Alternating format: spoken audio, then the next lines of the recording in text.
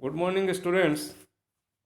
इस वीडियो में हम बीएससी पार्ट फर्स्ट के विविक्त गणित में गणन संख्या, गणनीय समुच्चय या अगणनीय समुच्चय और इसी तरीके से अन्य कुछ पर आधारित कुछ न्यूमेरिकल्स को सॉल्व करेंगे। तो इसमें फर्स्ट न्यूमेरिकल है कि एक समुच्चय A equals to set of all n की power 7 such that n belongs to n। इस समुच्चय की गणन संख्या ज्ञात करनी है। तो इसके लिए चूंकि समुच्चय ए इक्वल्स टू क्या है, समुच्चय ए इक्वल्स टू है सेट ऑफ ऑल n की power 7 such that n belongs to n। इसको क्या लिखा जा सकता है कि 1 की पावर 7, 2 की पावर 7, 3 की पावर 7 एंड सो ऑन। तो अब इसकी गणन संख्या ज्ञात करने के लिए हमें क्या बताना है कि समुच्चय n से यानी प्राकृत संख्याओं के समुच्चय n से इस a में एक फलन परिभाषित करते हैं हम f from n to a। और किस तरीके से परिभाषित करते हैं कि f x equal to x की पावर 7 हो for all x belongs to n। अब x की अलग अलग वैल्यूज के लिए एफ एक्स की भी अलग अलग वैल्यूज होंगी, या अगर अपन ये कहें कि एफ एक्स की वैल्यूज अलग अलग है तो एक्स की वैल्यूज भी अलग अलग होंगी, क्योंकि f x equal to x की पावर 7 है। इट मीन्स ये फंक्शन जो है एक ही की फलन है। और साथ ही सह प्रांत के प्रत्येक अवयव का पूर्व प्रतिबिंब प्रांत में विद्यमान होगा, क्योंकि f x equal to x की पावर 7 में अगर एक्स की पावर किसी न किसी की पावर 7 वैल्यू आ रही है, ये पावर 7 है, तो वो वैल्यू उस वैल्यू के लिए कोई ना कोई एक्स की वैल्यू भी एन में विद्यमान होगी। तो फलन आच्छादक फलन भी है। तो फलन एफ क्या हो गया, एक ही की ओर आच्छादक फलन हो गया। इसका मतलब ये समुच्चय ए क्या हो गया, ये एन के तुल्य हो गया। अब समुच्चय ए एन के तुल्य है तो ए गणनीयतः अनंत समुच्चय हो गया।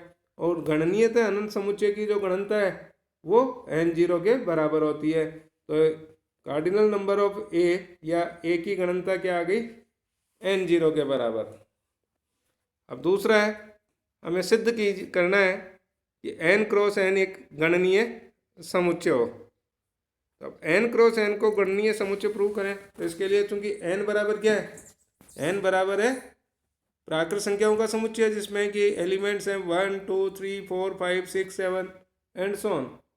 अब निकाला n क्रॉस n, तो n क्रॉस n क्या हो जाएंगे, n cross n ordered pairs के सेट होंगे, जिसमें वो ऑर्डर्ड पेयर कैसे होंगे, सेट के जो एलिमेंट है ऑर्डर्ड पेयर, उनमें फर्स्ट एलिमेंट n का और सेकंड एलिमेंट का भी n का ही है। चूंकि n क्रॉस n निकाल रहे तो ये हो गया जैसे 1 1 1 2 1 3 1 4 1 5 एंड सो ऑन। इसी तरीके से 2 1 2 2 2 3 एंड सो ऑन। तो ये n क्रॉस n है। अब समुच्चय n क्रॉस n जो है, इस n क्रॉस n के अवयवों को हम इस तरीके से लिख सकते हैं कि ये आ गया जैसे 1 1 लिखा, फिर 1 2 लिखा, फिर 1 3 लिखा, फिर 1 4 एंड सो ऑन। इसी तरीके से 2 1 2 2 2 3 2 4 एंड सो ऑन। तो ये n क्रॉस n के एलिमेंट्स को लिखने के इस तरीके से हमने इनको लिख दिया। अब हम क्या करते हैं कि अब n क्रॉस n के जो अवयव हैं इनको तीर के चिन्ह के द्वारा दर्शाए गए क्रम में व्यवस्थित करते हैं। तीर के क्रम में का मतलब है जैसे पहले 1 1, फिर 1 2, फिर 2 1, फिर 3 1, फिर 2 2, फिर 1 3, फिर 1 4, फिर 2 3, 3 2, 4 1। इस तरीके से इन एलिमेंट्स को हम एडजस्ट करते हैं। तो ये n क्रॉस n को इस रूप में लिखा गया है। अब n क्रॉस n से, अब समुच्चय n से प्राकृत संख्याओं के समुच्चय n से n क्रॉस n में एक फंक्शन f ये निम्न प्रकार से परिभाषित करते हैं कि कैसे, कि f1 इक्वस टू किसके बराबर हो गया, 1 1 के बराबर, f2 इक्वस टू 1 2 के बराबर, इसी तरीके से f3 इक्वस टू हो गया 2 1 के बराबर। तो ये हमने पूरा इसको एक फंक्शन को परिभाषित कर दिया।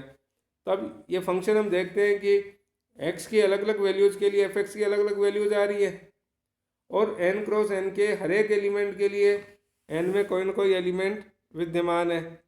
तो इसका मतलब ये फंक्शन कैसा हो गया, f from n cross n, f from n to n cross n, ये एक ही की और आच्छादक फलन हो गया।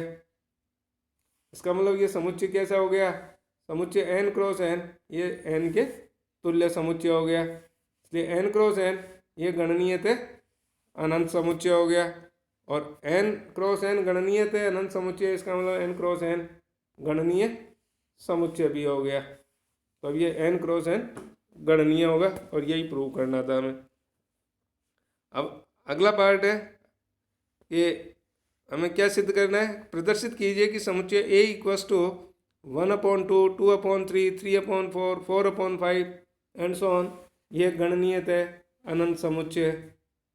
तो इसको गणनीयतः अनंत समुच्चय के लिए वही समुच्चय ए इक्वस टू है। अब हमें एन से ए में एक फंक्शन को परिभाषित करना है, और वो फंक्शन किस तरीके से परिभाषित किया कि f x equal to x upon x plus 1 for all x belongs to n. तब हमें देखेंगे कि ये फंक्शन है फ्रॉम एन टू ए, ये एक ही की और आच्छादक फलन है, ये एक ही की आच्छादक फलन है, तो समुच्चय ए एन के तुल्य समुच्चय हो गया। और जब समुच्चय ए एन के तुल्य समुच्चय है तो समुच्चय ए गणनीयतः अनंत समुच्चय हो गया। अब एक एग्जाम्पल के द्वारा यह सिद्ध कीजिए कि दो गणनीयतः अनंत समुच्चयों का सर्वनिष्ठ एक गणनीयतः अनंत समुच्चय ही होगा। ये हो सकता है। एक उदाहरण के द्वारा हमें प्रदर्शित करना है कि दो गणनीयतः अनंत समुच्चयों का सर्वनिष्ठ एक गणनीयतः अनंत समुच्चय हो सकता है। तो इसके लिए हमने दो सेट लिए, एक सेट ले रहे हैं समुच्चय ए इक्वस टू 2z का मतलब पूर्णांकों का जो समुच्चय है उसका ट्वाइस कर दिया, तो 0, 2, 4, 6 and so on, -2, -4 and so on. इसी तरीके से b इक्वस टू ले लिया 4z का मतलब है 0, 4, 8, 12 and so on, -4, -8, -12 and so on. अब जहाँ a और b दोनों ही कैसे हैं, गणनीयतः अनंत समुच्चय है। अब इनका इंटरसेक्शन लेते हैं, इसलिए a intersection b equals to क्या आ गया, 0, 4, 8 and so on, -4, -8 and so on, यानी जो कि 4z के बराबर है, यानी b है। और b कैसा है, a इंटरसेक्शन b के बराबर आ गया, और b क्या है, b गणनीयतः अनंत समुच्चय है, इसलिए a इंटरसेक्शन b भी क्या हो गया, गणनीयतः अनंत समुच्चय हो जाएगा। अब हमें क्या सिद्ध करना है, अगला एग्जाम्पल है कि उदाहरण देकर प्रदर्शित कीजिए कि दो गणनीयतः अनंत समुच्चयों का सर्वनिष्ठ एक परिमित समुच्चय भी हो सकता है। तो ये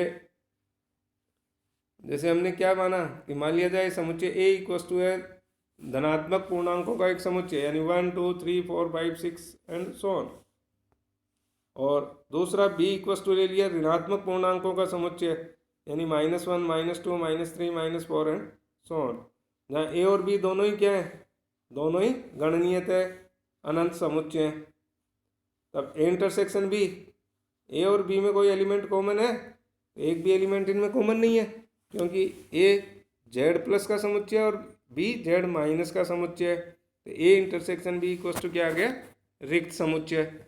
और रिक्त समुच्चय कैसा होता है, परिमित समुच्चय होता है। तो रिक्त समुच्चय जब परिमित समुच्चय है तो फिर ए इंटरसेक्शन बी भी क्या हो गया, एक परिमित समुच्चय आ गया। अब अगला एग्जाम्पल है कि प्रदर्शित कीजिए कि परिमेय संख्याओं का समुच्चय क्यू ये गणनीयतः अनंत समुच्चय है। तो परिमेय संख्याओं के समुच्चय के लिए हमने मान लिया कि समुच्चय ए एन इक्वस टू है, जैसे इसको लिख दिया 0/n, 1 -1/n, +1/n, -2/n, फिर 2/n एंड सो ऑन, इस तरीके से for all n belongs to n। अब एक function f from n to an, ये इस तरीके से परिभाषित करते हैं कि एफ पी इक्वस टू क्या है, एफ पी इक्वस टू है p -1/n यदि p विषम संख्या है, और -p/2n है यदि p सम संख्या है। तो इस तरीके से एक फंक्शन परिभाषित करते हैं। तो ये फंक्शन कैसा होगा, ये f from n to an, ये फंक्शन एक ही की और आच्छादक फलन है। जब f from n to an एक ही की आच्छादक है तो समुच्चय an क्या हो गया, प्राकृत संख्याओं के समुच्चय n के तुल्य समुच्चय हो गया, इसलिए an गणनीयतः अनंत समुच्चय हो गया। अब Q इक्वस टू, Q क्या है? Q इस तरीके के जो एन है, इस तरीके के समुच्चयों एन का एक तरीके से यूनियन है। तो Q equals to A1 union A2 union A3 union and so on union AN union and so on, यानी union I belongs to N AI है। और चूंकि गणनीयत है अनंत समुच्चयों के कुल, ये कुल का एक संघ हो गया Q, और गणनीयत है अनंत समुच्चयों के कुल का संघ भी एक गणनीयत है अनंत समुच्चय ही होता है, इसलिए Q एक गणनीयत है अनंत समुच्चय है। अब अगली थ्योरम है, सॉरी अगला एग्जाम्पल है कि प्रदर्शित कीजिए कि परिमेय संख्याओं का समुच्चय Q, ये एक तो सिद्ध कीजिए कि अपरिमेय संख्याओं का समुच्चय Q, अपरिमेय संख्याओं का समुच्चय ये अगणनीय होता है। जो इर्रेशनल नंबर्स का सेट है वो अनकाउंटेबल सेट होगा, ये हमें प्रूव करना है। तो इसके लिए चूंकि हम ये मान लेते हैं कि मान लिया जाए S अपरिमेय संख्याओं का एक समुच्चय है और Q परिमेय संख्याओं का समुच्चय है। S तो क्या हो गया? S तो अपरिमेय संख्याओं का समुच्चय है और Q परिमेय संख्याओं का समुच्चय है। अब यदि चूंकि हमें प्रूव क्या करना है, प्रूव यह करना है कि S अगणनीय हो, तो इसके लिए यदि संभव हो तो ये मान लेते हैं कि S अगणनीय नहीं है, यानी S एक गणनीय समुच्चय है। S गणनीय है तो S यूनियन Q भी क्या होगा? S यूनियन Q भी गणनीय होगा, क्योंकि Q गणनीय समुच्चय होता है। लेकिन अगर S यूनियन Q निकालें, S यूनियन Q क्या हो गया? परिमेय संख्याएं और अपरिमेय संख्याओं दोनों का यूनियन, जो कि वास्तविक संख्याएं आ गई, तो ये वास्तविक संख्याओं का समुच्चय होगा। और वास्तविक संख्याओं का समुच्चय अगणनीय होता है, जो कि S के गणनीय होने का विरोधाभास है। यानी हमने जो माना है कि S गणनीय समुच्चय है, यह इसका विरोधाभास आ गया, क्योंकि S भी गणनीय है और Q भी गणनीय है, लेकिन उनका जो यूनियन है वो अगणनीय हो रहा है। तो ये संभव नहीं है, क्योंकि Q तो गणनीय ही होता है, इसलिए S गणनीय नहीं हो सकता। S गणनीय नहीं हो सकता तो इसका मतलब क्या हुआ कि S एक गणनीय अगणनीय समुच्चय है। Thank you.